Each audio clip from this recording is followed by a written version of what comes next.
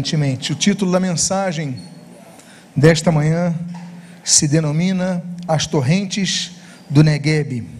Eu convido a que você abra a sua Bíblia no livro dos Salmos,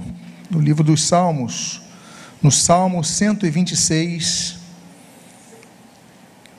e eu gostaria de ler o início do primeiro verso. Você que encontrou, se puder se colocar de pé, para que possamos fazer essa leitura conjuntamente. Salmo 126, a primeira parte do versículo 1, que diz: quando o Senhor restaurou a sorte de Sião. Oremos. Pai amado, Deus bendito, lemos a Tua santa e preciosa palavra e pedimos, Deus, fala conosco nesta manhã. Abençoa as nossas vidas, fortalece nossa fé, edifica o nosso conhecimento em Tua palavra e que Ele possa gerar frutos em nossas vidas. O que nós pedimos, nós fazemos agradecidos em o nome de Jesus. Amém e amém. Os irmãos podem, por favor, tomar os seus assentos. Nós falamos há pouco sobre essa viagem em Israel, e quem vai a Jerusalém tem impressão muito interessante. Quando nós vamos a Jerusalém, geralmente nós dizemos, vamos subir a Jerusalém, porque Jerusalém fica a 800 metros de altura. A nós que somos aqui do Rio de Janeiro, da cidade da capital, é como se nós subíssemos para Teresópolis, por exemplo. É a mesma perspectiva, subindo 800 metros. Então, claro que a característica é outra, topográfica, um pouco diferente, porque ali há menos vegetação em alguns pontos, há uma região mais seca, mas subimos muitas vezes pelo deserto da Judéia, por um outro lado, mas enfim, subir a Jerusalém. E os livros de Salmos, como os irmãos sabem, é um cancioneiro. O livro de Salmos é um inário dos judeus, e então nós temos esse livro de Salmos organizados. Os salmos são organizados não pelos autores, mas pelas suas temáticas. E nós temos 15 salmos que são chamados os salmos da subida, os salmos da peregrinação, que é o Salmo 120 e é o Salmo 134. Todos esses salmos, essa sequência de 15 salmos, é o salmo das subidas ou os salmos da peregrinação. Também são chamados de salmos dos degraus. Por quê? Ainda hoje em Jerusalém estão os degraus originais que Jesus pisou ali no Rockefeller Center, ali no centro arqueológico. Então, são 15 degraus, e as pessoas dizem, então são salmos dos degraus, também é outra forma. Por quê? Porque quando as pessoas subiam a Jerusalém, iam a Jerusalém, peregrinavam para Jerusalém, elas iam cantando. Eu não sei quantos aqui conhecem, mas muitas vezes, pela manhã, a gente às vezes acorda com um grupo de soldados marchando, cantando. Quem já ouviu bombeiros cantando? Eles fazem isso para manterem o ritmo, manterem o vigor, manterem a motivação. E assim as caravanas que subiam a Jerusalém iam cantando, iam subindo. Essa é uma das canções. Eu falei que era o Salmo 120, é o Salmo 134, esse é o Salmo 126. Então, uma canção. E poeticamente falando, se no hebraico, o hebraico está assim, Adonai Shub Shibat Letzion. Então, existe um certo dinamismo na língua hebraica que nós não percebemos no português, mas há uma rima e há um jogo de palavras que nós podemos perceber entre o restaurar e a sorte de Sião. Por quê? Restaurar é trazer de volta, em outras expressões hebraicas, trazer para as costas. Aquilo, você está andando e você então vai trazendo contigo nas costas. Esse shub, que é essa palavra restaurar, é como se você então pegasse algo que estava no chão, colocasse nas costas e levasse contigo. Deus então restaura, mas restaura o quê? Restaura a sorte. No rifio é shibá. Ou seja, Shibá também significa isso, aquilo que nos alcança. Aí nos lembramos, por exemplo, do livro de Deuteronômio, capítulo 28, 29, que as bênçãos do Senhor nos alcançarão. Quando nós obedecemos, as bênçãos de Deus nos alcançam. E muitas coisas, então, nós devemos entender sobre sorte. Sorte, então, no hebraico não é algo ao acaso, como nós, por exemplo, falamos no português. Por isso que eu falo, por isso que eu fiz a questão de colocar no hebraico essa palavra. Por quê? Porque sorte é algo como se fosse por acaso, e não existe o acaso. Existe a lei, por exemplo, como diz Gálatas capítulo 5, a lei da semeadura, da colheita segundo a semeadura. Ou seja, o que nós plantamos, nós colhemos. A vontade de Deus é um outro particípio muito ativo nesse sentido, se me permite a expressão desses termos. Mas por quê? Porque a vontade de Deus vai imperar em nossas vidas. Nós oramos para que a vontade de Deus impere em nossas vidas, para que nós não nos desviemos nem para a direita nem para a esquerda da vontade de Deus, mas para que nós não sejamos negativamente surpreendidos quando nós saímos da vontade dEle. Então ali diz, quando o Senhor restaurou o que era para ser restaurado em Sião. Quando então Sião começa a ter restaurado um benefício do qual tinha saído, e esse é o motivo dessa palavra sorte. A nossa sorte não está nos astros, a nossa sorte não está em jogos de adivinhação, a nossa sorte não está em leitura de mãos, a nossa sorte não está em muitas coisas que as pessoas por superstição abraçam. A nossa sorte está em Deus. A nossa sorte é a prevalecência da vontade de Deus em nossa vida. Então o texto diz, quando o Senhor restaurou a sorte de Sião, a palavra de Deus diz, ficamos como quem sonha. O sonhador não precisa ser rico, o sonhador não precisa ter dinheiro. Sonhar, como diz o ditado, não custa nada. Mas o sonhador tem algo que muitos ricos não têm. O sonhador tem uma riqueza muito grande que muitas pessoas milionárias não têm. Ele tem esperança, por isso ele sonha. Ele sonha porque está com esperança, ele tem um desejo, ele tem uma vontade que muitas vezes ela é então reproduzida no pensamento da pessoa. Muitas vezes e se acontecesse isso comigo? Isso é uma esperança. Há mais esperança nessa pessoa do que a pessoa que não pensa nem o e se. Essa pessoa tem esperança. A Bíblia fala de alguns sonhadores com os quais nós podemos aprender muitas coisas. A Bíblia fala de vários sonhadores, né? Abimeleque, ele sonhou ali em Gênesis capítulo 20. Nós temos Jacó. Nós aprendemos com Jacó, por exemplo, o sonho de Jacó, que Deus traz consolação sobre a presença dele. Nós aprendemos com o sonho de Daniel, que Deus revela em Daniel capítulo 7, as coisas do porvir, coisas que nós não conhecemos hoje, e Deus vai renovando. Ali, quando, por exemplo, Salomão tem um sonho, e Deus faz uma pergunta, olha, o que você quer, Salomão? Ou seja, até mesmo nos sonhos, nós podemos tomar decisões. É incrível, é impressionante isso. Mas o que você quer? Não, eu quero sabedoria para conduzir esse reino. Eu tenho a opção de ter riqueza, mas eu quero ter sabedoria. Então tá bom, como você pediu sabedoria, eu também vou te dar riqueza. E isso acontece no sonho. Então nos sonhos, os sonhos que nós temos são momentos de oportunidade. É por isso que também nós podemos dizer do outro lado, Satanás também ataca nos sonhos. Quantas vezes somos atacados nos sonhos, despertados nos sonhos, porque sofremos ataques naquela madrugada. Então nós acordamos e nós oramos e nós repreendemos e nós então começamos a entrar numa batalha muito grande. Por quê? Porque a nossa mente não para no nosso sonho, o nosso corpo relaxa, mas os nossos olhos continuam vibrando, né? Nós entramos num sistema de imaginação fértil e tudo mais, mas a mente continua trabalhando, o diabo continua tentando trabalhar em nossas vidas, assim como Deus continua falando, como falou. Sonhos. Agora, outra coisa que nós aprendemos sobre sonhos, não é apenas sobre o fato de serem oportunidades de nós recebermos bênçãos. Deus acrescenta aos seus filhos enquanto eles dormem, até enquanto nós dormimos Deus vai acrescentando, mas existe uma outra situação sobre sonhos. Nem todo mundo está amadurecido ou tem a sua fé para ouvir os seus sonhos serem compartilhados.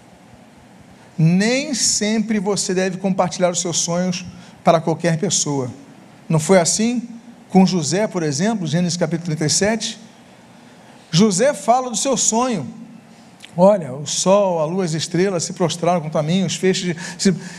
E os seus irmãos, diz a Bíblia, ficaram com inveja. E essa inveja levou os seus irmãos a quase o matarem. Acabaram vendendo ele, a caravana de midianitas estava passando por lá, então levaram ele. Mas esse sonho de José foi mal interpretado pelos seus irmãos. Por quê? Porque nem tudo que Deus coloca no teu coração vai ser compreendido por outra pessoa. A Bíblia fala que Deus restaurou a sorte e nós ficamos como quem sonha.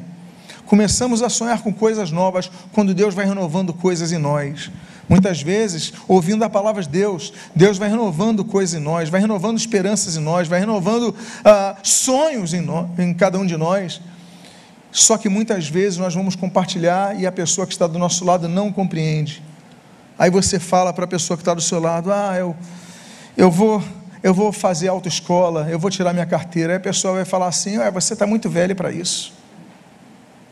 Aí você desanima, você desestimula, tudo porque você compartilhou um sonho e a pessoa do seu lado não tinha a fé que você tinha, não tinha a perspectiva que você tinha. Você estava alegre e você ficou triste, não é verdade? Eu vou voltar a estudar, vou fazer uma faculdade, mas nessa idade, ou não temos condições e tantas coisas. Então você tem que sonhar, mas nem sempre é momento de compartilhar. Compartilhe no momento certo. Por isso que a Bíblia diz em Eclesiastes capítulo 3, há tempo de falar e há tempo de calar. Há momento que você tem que falar, são as oportunidades, mas há momento que você precisa de ficar quieto. Esse texto diz: ficamos como quem sonha, quando Deus restaura a nossa sorte. E quando Deus restaura a nossa sorte, nós começamos a sonhar com coisas boas, porque Deus está restaurando algo que nós um dia semeamos, um dia nós projetamos, um dia nós colocamos diante dEle, um dia nós pedimos ao Senhor. Deus então vai renovando isso em nossa vida. E o que vai acontecendo com o nosso ser, com o nosso semblante? A gente vai ficando como? Diz o texto do versículo de número 2 no seu início: então a nossa boca se encheu de riso e a nossa língua de júbilo. Ou seja, nós começamos a louvar a Deus. Nós devemos louvar a Deus. A Bíblia diz: louvai ao Senhor todos os povos. Celebrar a Deus com júbilo. Nós devemos nos alegrar diante não apenas das pessoas, mas diante do Senhor. E louvor é isso. Todo culto nós começamos com louvor. Nós já começamos a quebrar as barreiras, fazendo com que cada um que chegue na igreja, no templo, na casa do Senhor, ele comece a louvar a Deus. Por quê? Porque a Bíblia diz que nós devemos, Salmo número 9, celebrar a Deus com cântico e com coração. E muitas vezes é o cântico que vai quebrar o coração duro. Quantas vezes você começou a louvar, você não estava com vontade de louvar, você fala: não vou cantar coisa nenhuma, e você começa a cantar e aquilo começa a quebrar o teu coração, não é verdade? Por isso que o Salmo 9 fala sobre isso, que nós devemos cantar com o coração, não apenas com a boca, mas quando nós cantamos com a boca, o nosso coração vai fortalecendo. A Bíblia diz no Salmo de número 26, que nós devemos louvar a Deus no meio da congregação. Claro, o Salmo 118 diz que nós devemos louvar a Deus diariamente. Não é louvar a Deus só na congregação, devemos louvar a Deus em todo o tempo. Aquele texto de Atos capítulo 16, nós vemos, por exemplo, Paulo e Silas presos injustamente naquele cárcere, naquela prisão de Filipos. E a Bíblia diz que por volta da meia-noite eles estavam presos, eles estavam acorrentados junto ao tronco, mas a Bíblia diz que eles faziam uma coisa: eles louvavam ao Senhor. Por volta da meia-noite, estavam louvando ao Senhor e as cadeias foram quebradas. O que é que eles tinham? Eles tinham um maçarico para romper as cadeias? Eles tinham subornado um guarda para romper as cadeias? Para abrir as portas para eles? Não. Eles só tinham uma arma, e a arma era o louvor. A arma era a declaração que nós fazemos louvor. Então o louvor aquece o nosso coração, o louvor também faz com que nós entremos em guerra, e aí então há essa libertação. Por isso que nós devemos então louvar ao Senhor, e o texto diz assim, que a nossa boca se encheu de riso e a nossa língua de júbilo. Jubilar ao Senhor é o que nós devemos fazer, mas a Bíblia diz que há uma consequência também disso. O versículo 2 continua dizendo: então, entre as nações se dizia, grandes coisas tem feito o Senhor por eles, grandes coisas o Senhor tem feito por eles. Entre as nações, eu volto a dizer, esse é um cântico para quem está indo na direção de Jerusalém, é um cântico dos degraus, é um cântico de romagem, é um cântico da peregrinação. As pessoas estão indo para Jerusalém. E quem geralmente ia para Jerusalém cantando esses cânticos eram os judeus. Não eram os outros povos, eram os judeus. Os judeus tinham o hábito de ir a Jerusalém pelo menos uma vez por ano. Ainda hoje todos que podem o fazem. Mas naquelas épocas antigas, com o templo ali, era o objetivo, ir ao templo. Então, pelo menos eles faziam aquelas peregrinações. Mas o texto diz algo interessante. Ele não diz, entre Israel se dizia, grandes coisas fez o Senhor. O texto diz, entre as nações vizinhas, entre os sírios, entre o pessoal, se for as nações de hoje, né, os jordanianos, os sírios, os libaneses, os egípcios, os sauditas, né, os iraquianos, os turcos, os sudaneses, entre as nações se dizia, grandes coisas tem feito o Senhor por eles, por aqueles que estão peregrinando. Ou seja, aí nós vemos que o nosso testemunho, aquilo que Jesus fala em Mateus capítulo 5, glorifica a Deus.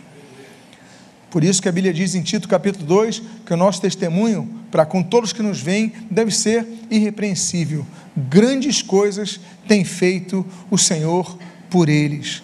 Grandes coisas tem feito o Senhor na vida de cada um de vocês. E quem vai ver isso? As nações. Quem vai ver isso? Os que não estão subindo ao templo. Quem vai ver isso? Os que não estão peregrinando a Jerusalém. Quem vai ver isso? São os que não conhecem a palavra. Existe aquele ditado, que a Bíblia que o nosso vizinho lê, é a nossa vida, não é verdade? E eu não digo apenas do vizinho, é a pessoa do seu trabalho, é a pessoa do seu colégio, da sua faculdade, são as pessoas que convivem contigo. A Bíblia que eles leem é o teu testemunho. Então a Bíblia diz que as nações vão ver. Aí o versículo de número 3 diz, de fato, grandes coisas fez o Senhor por nós, por isso estamos alegres. O que as nações vão ver não é algo que não acontece, é algo que o versículo 3 diz, de fato, verdadeiramente. Olha, eles não estão errados, de fato estamos alegres. Agora, como estar alegre? Como estarmos alegres nos momentos de dificuldade? Nós devemos então lutar contra as situações que nós vivemos.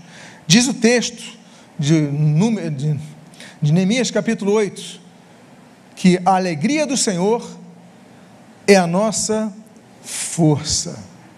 Devemos nos alegrar no Senhor, devemos sempre lutar para isso. Por isso que Filipenses 4,4 diz, alegrai-vos no Senhor, verdadeiramente vos digo, repito, alegrai-vos. Ou seja, nós devemos lutar por isso que o Salmo 51 diz, restitui-me a alegria da salvação. É uma das coisas que nós temos que pedir a Deus, restituir a alegria. Por quê? Porque grandes coisas fez o Senhor. Nós devemos então olhar para trás, não como mulher de Ló, devemos olhar para trás, não como com a saudade das cebolas do Egito, como fizeram os judeus ali durante a peregrinação no Sinai, mas nós devemos ver as coisas que Deus já fez por nós. O que Deus já fez por sua vida? Deus já fez grandes coisas pela sua vida? Então, se lembre do que Deus fez na sua vida e se alegre com isso.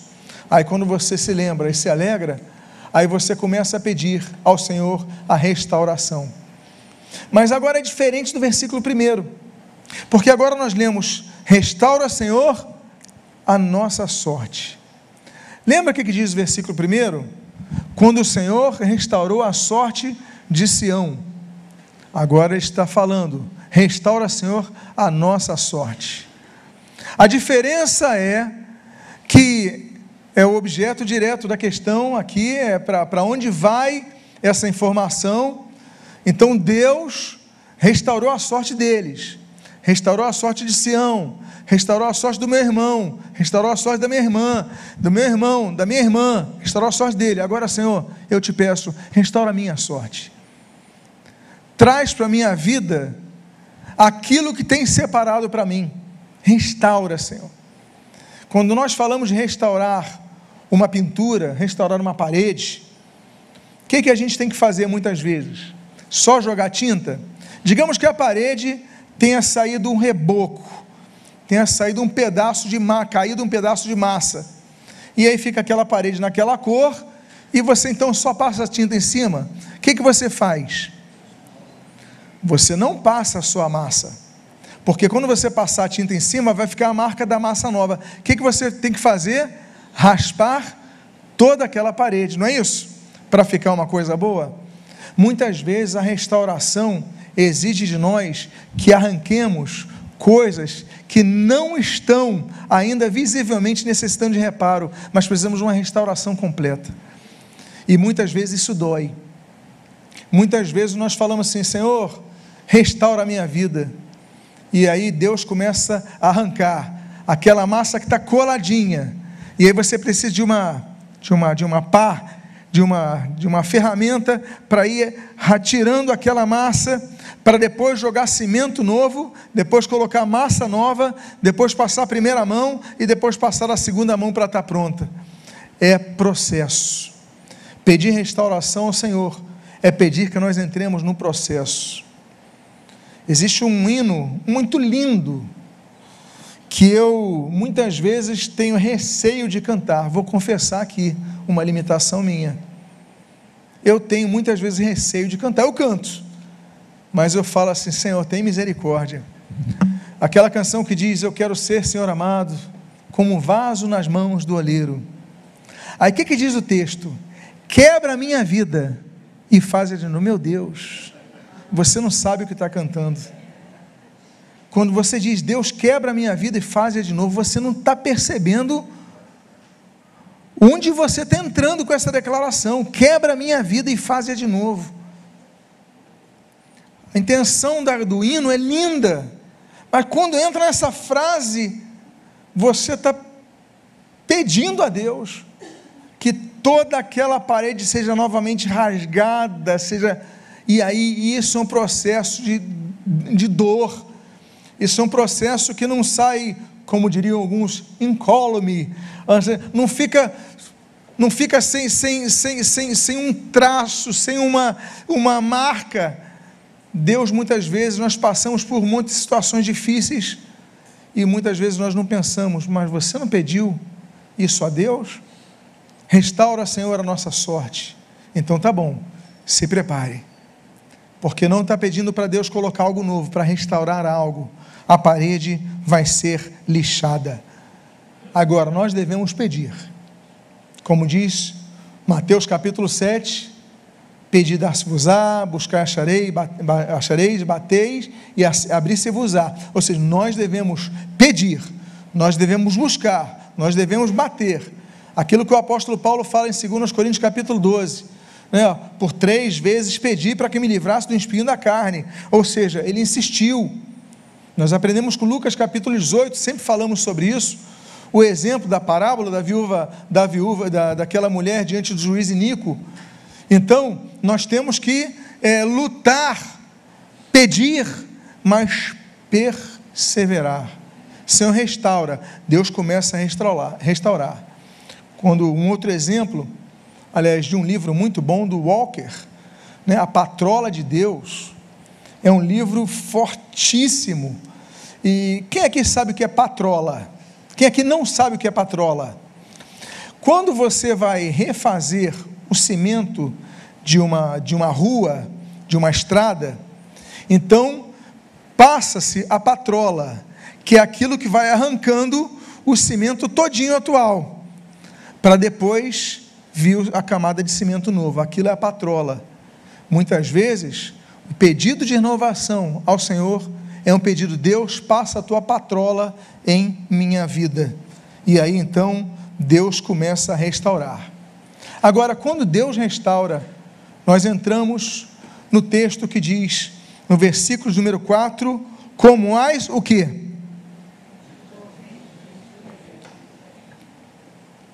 Como as torrentes do Neguebe.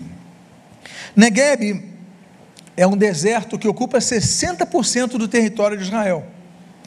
Mais da metade de Israel, são 13 mil quilômetros quadrados de Israel, é o deserto do Neguebe, que fica ao sul. Lá que fica, por exemplo, a usina nuclear de Dimona, lá que ficam, enfim, fica a fronteira com o Egito, né? Fica a região que vai dar ali, na região dos palestinos, né? Da faixa de Gaza, aquela região toda a sul, é a parte do Neguebe. Neguebe significa seco ou árido em hebraico, é o nome desse deserto, o deserto seco. Pois bem, o que são as torrentes? As torrentes, e eu quero falar sobre 5 torrentes aqui, do Neguebe.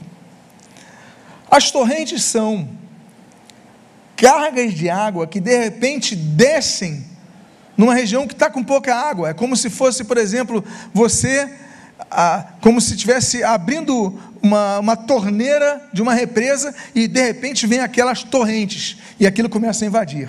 O deserto do Neguebe tem torrentes. Nas regiões que são os vales, elas recebem torrentes das montanhas. E como é que acontece a torrente? A primeira torrente, devido o período mais quente no verão israelense, é quando acontecem as torrentes, quando a temperatura chega a 50 graus ou mais. Quando a temperatura chega a 50 graus ou mais, o que acontece? Qual é o fenômeno que acontece? As montanhas, as mais elevadas, que têm neves em seu topo, seu topo, elas começam pelo calor a derreter, e começam, quanto mais quente, o derretimento é mais rápido.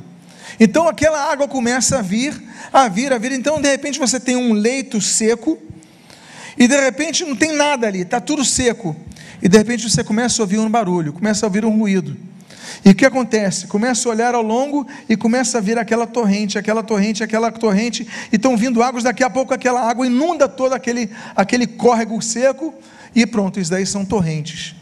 O que nós aprendemos?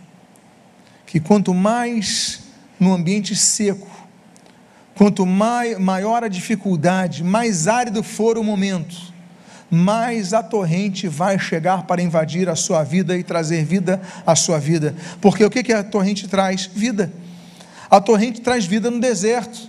A torrente vai alimentando aquelas populações, vai alimentando aquela vegetação tão rarefeita, vai trazendo esperança. A torrente, então, ela acontece, a primeira torrente que nós vemos, ela acontece quando nós temos grande sequidão.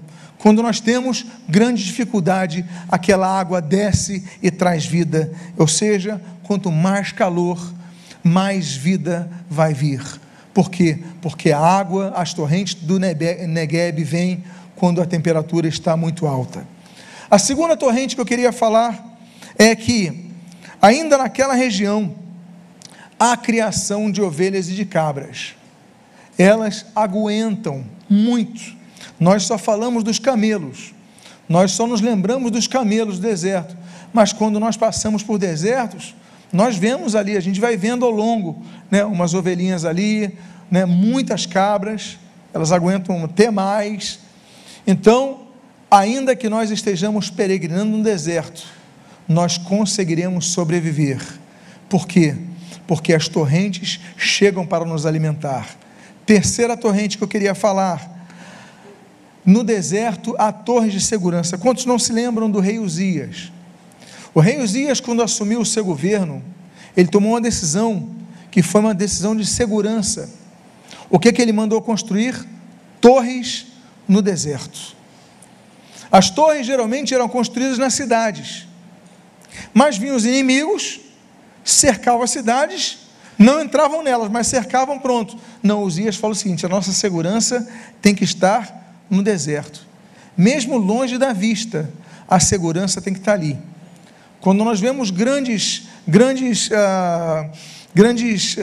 áreas militares, no meio dessas áreas estão ali os escritórios do comando, estão ali, o arsenal está ali no meio, não está nas pontas. Mas o que tem nas pontas ali dos muros? Tem as guaritas, os sentinelas estão ali, os vigias estão ali. Eles não ficam apenas ali onde está o arsenal, eles não ficam apenas ali onde estão as salas, eles ficam na beira do deserto, eles ficam onde ninguém está. Esses são os pontos de vigilância. Quando aconteceram grandes guerras, por exemplo, muitas vezes aconteceram por uma falta de vigilância nas suas fronteiras mais longínquas. Então, por exemplo, as guerras de Israel, 1948, dia 15 de maio, a independência foi dia 14 de maio, Israel vai ser invadido por todos os lados, já estava acontecendo conflitos, mas aí entram exércitos da Jordânia, na época Transjordânia, Egito, Líbano, Síria, todo mundo, e Kuwait, que deu soldados, todo mundo cedeu soldados, todos eles invadem Israel, mas eles não tinham fronteira. Já na guerra de 1967, a Guerra dos 6 Dias, aí nós temos a Guerra dos 6 Dias, que acontece ali no mês de junho. Israel, então, ele se antecipa, por quê? Porque ele percebe o seguinte: bom, os egípcios, o Nasser, ele expulsa as tropas de paz da ONU, manda tirar as tropas de paz. Aí ele coloca 100 mil soldados na fronteira com Israel, alguma coisa vai acontecer. Aí eles fecham acesso de Israel ao Mar Vermelho, ali no Estreito de Tirã, ou seja, os navios israelenses já não podiam passar por aquela região. Israel então tem uma força muito menor que os egípcios, então ele ataca o Egito, acaba com o exército egípcio. Daí os jordanianos, eles tomam a decisão. Israel fala, o ministro, na época o primeiro-ministro era o Eshkol, ele fala o seguinte: olha, se vocês não fizerem nada, a gente não ataca vocês, deixa Jerusalém Oriental em paz. Mas os egípcios mandam uma informação mentirosa, eles falam assim: já destruímos 3/4 da aviação israelense.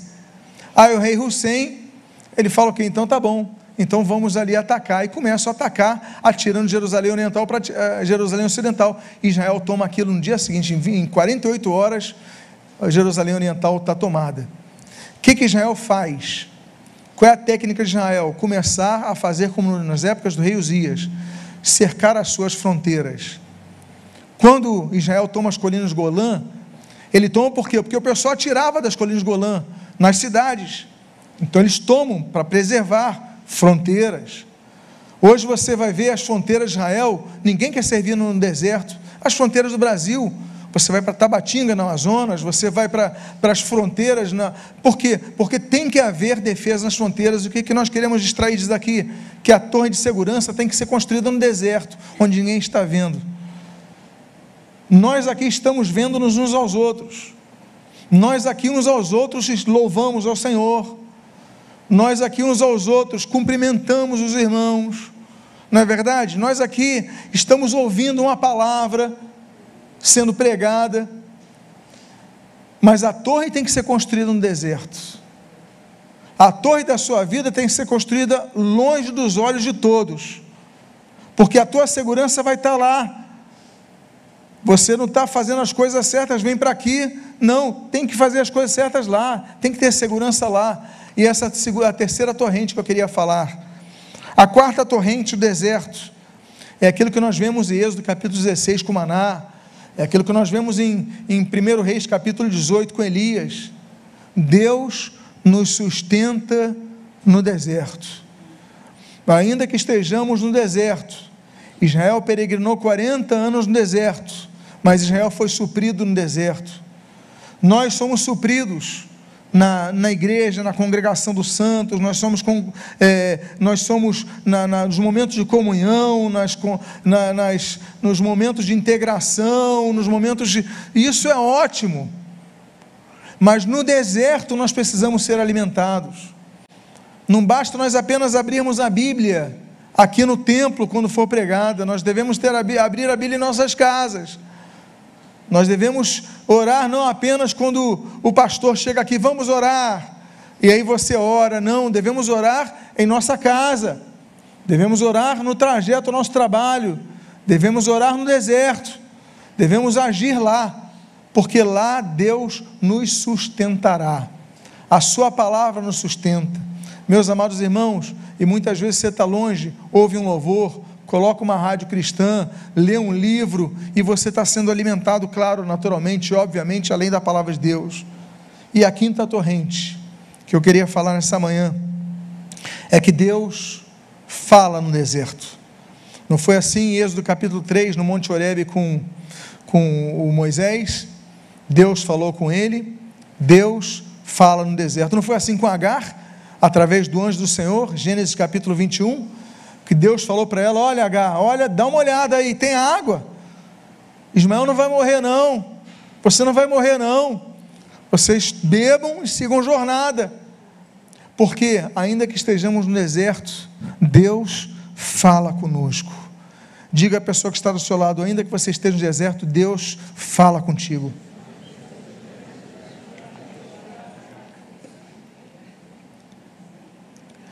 E eu caminho para os dois textos da conclusão. O versículo 5 diz: os que com lágrimas semeiam, com júbilo ceifarão. Não é fácil subir a Jerusalém, não é fácil subir os degraus. Estamos falando do cântico da subida, exige muito esforço, e muitas vezes nós subimos para Jerusalém chorando, e eu não estou falando da Jerusalém literal, né? Estamos subindo para o nosso objetivo chorando, estamos indo para o culto chorando, estamos hoje aqui sentados ouvindo essa palavra chorando, estamos ministrando chorando, com dificuldades, estamos servindo nas escalas chorando, mas a Bíblia diz, e ela não apenas diz, mas ela promete. A Bíblia traz 3.573 promessas, essa é uma delas. Os que com lágrimas semeiam, com júbilo eles ceifarão. O que nós aprendemos? Que há tempo de rir e há tempo de chorar, mas a Bíblia diz, não tira de Eclesiastes 3 o tempo de chorar. Há tempo de chorar, há tempo de chorar. Meus amados irmãos, Jó chorou quando seus amigos faziam um pouco caso dele.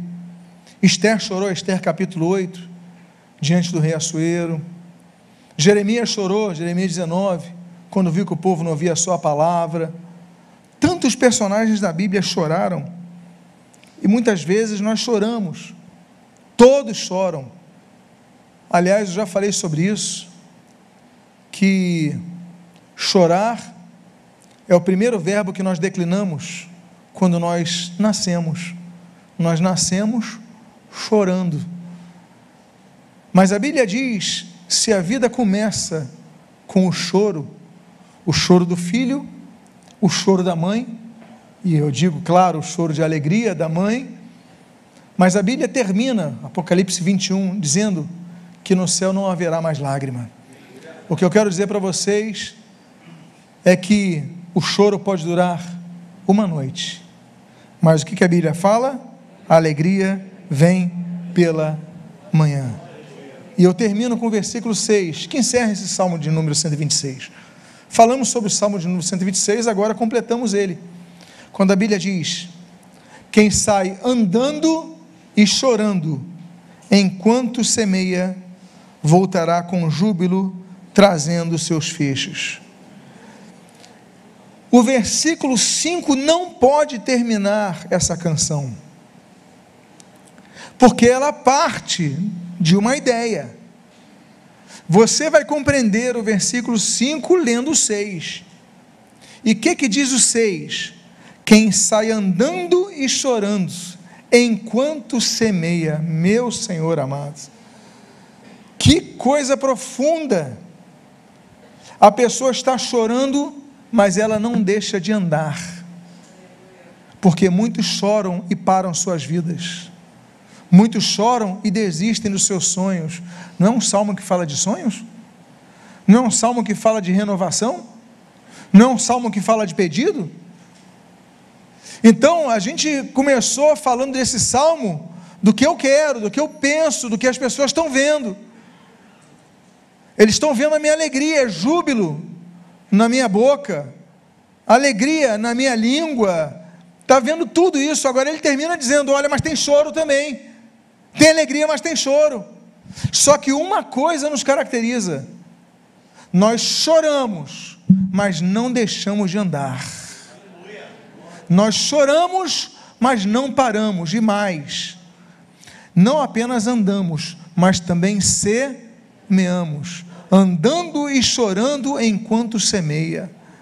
Então, ainda que você esteja no momento de chorar, há momento de chorar. Jesus chorou. Jesus chorou amargamente no Getsêmani. Jesus chorou quando vai descer o Monte das Oliveiras e olha para Jerusalém. Jesus chorou, João capítulo 11, quando está em Betânia, ali no contexto do seu amigo Lázaro ter morrido. Todos nós choramos, mas uma coisa Jesus não fez: Jesus não parou, Jesus não deixou de semear, Jesus foi até o fim. Uma coisa nós não podemos fazer: nós podemos chorar? Podemos. Vamos nos alegrar, sim, como diz o Salmo. Ele termina dizendo do choro, mas ele fala uma coisa: mas nada vai nos parar. Nada vai nos parar. Eu vou continuar, estou chorando hoje, mas um dia o meu choro vai ser trocado por alegria.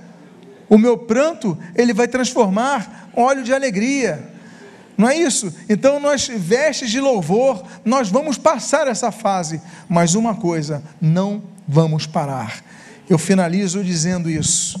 Eu finalizo pedindo a você, a sugerir a você que fica de pé nesse momento, que eu quero orar por sua vida, a você que está subindo a sua peregrinação para Jerusalém Celestial, a você que está subindo nesse momento. Eu quero dizer, se você está chorando nesse momento, eu quero orar por sua vida, eu quero dizer: não pare, continue caminhando diante do Senhor. Feche seus olhos agora. Você que está passando por um momento difícil na sua vida, você que se alegra no meio dos louvores, você que é renovado pelo Senhor no meio da sua palavra, mas você que pediu: Senhor, me renova, eu já não quero ser igual. Deus está passando a patrola na estrada da sua vida, Deus está raspando toda a massa da sua parede para fazer tudo novo. Então você diga: Senhor, muito obrigado, porque estás atendendo a minha oração, mas estás fazendo melhor para a minha vida. Pai amado, em nome de Jesus, há várias pessoas aqui com as mãos em seus corações. Muito obrigado pela tua palavra, Senhor. Muito obrigado por esse cântico de peregrinação, onde o povo fala do júbilo, da alegria, fala também das lutas, dificuldades, fala das lágrimas. Mas muito obrigado, Deus amado, que em nome do Senhor Jesus, venhas a trabalhar em nossas vidas, de modo, Senhor, que, sim, Deus, renove, restaures, porque a nossa vida não é nossa, é tua. Nós pedimos isso para o nosso bem, mas tu és o mais preocupado com o nosso bem, porque tu nos amas tanto, Pai. Então, por isso pedimos perdão por nossas falhas, por nossos erros, por muitas vezes nossa incompreensão, a tua ação, a preparação do que tens para nós.